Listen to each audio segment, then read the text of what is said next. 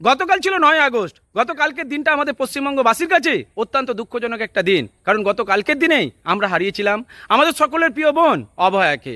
তাই অভয়ার মৃত্যুবার্ষিকীকে কেন্দ্র করে গতকালকে শুভেন্দু অধিকারী মহাশয় একটা স্টেজে স্মৃতিচারণ করছিলেন। অভয়ার উদ্দেশ্যে দু চার কথা বলতে বলতে উনি কেঁদে ফেলেছেন। আমরা পশ্চিমবঙ্গের ইতিহাসে কখনো এদিন দেখিনি, পশ্চিমবঙ্গের ইতিহাসে আমরা কখনো দেখিনি কোনো একজন রাজ্যের মুখ্যমন্ত্রী স্মৃতিচারণ করতে করতে কেঁদে ফেলেছেন। উনি চোখের জল এবং ধরা কণ্ঠে চিৎকার করে করে বলছেন, আমি অভয়াকে ভুলিনি, আমি অভয়াকে ভুলিনি, আমি আমার ক্ষমতা দিয়ে অভয়াকে ন্যায় পাইয়ে দিতে চেষ্টা করব।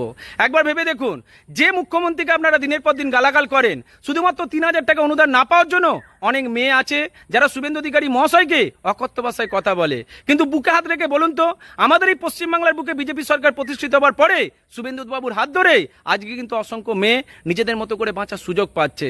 এই পশ্চিমবাংলার বুকে আমরা কখনোই দেখিনি শুভেন্দু অধিকারী মহাশয়ের মতো মুখ্যমন্ত্রী, আমরা কখনোই দেখিনি যে একজন মুখ্যমন্ত্রী শুধুমাত্র স্মৃতিচারণ করতে গিয়ে কেঁদে ফেলেছেন।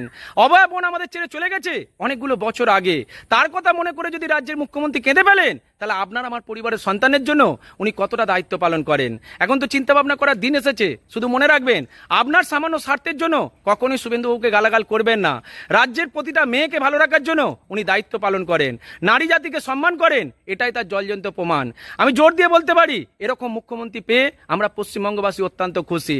পৃথিবীর ইতিহাসে এরকম মুখ্যমন্ত্রী আপনারা কোথাও খুঁজে পাবেন না।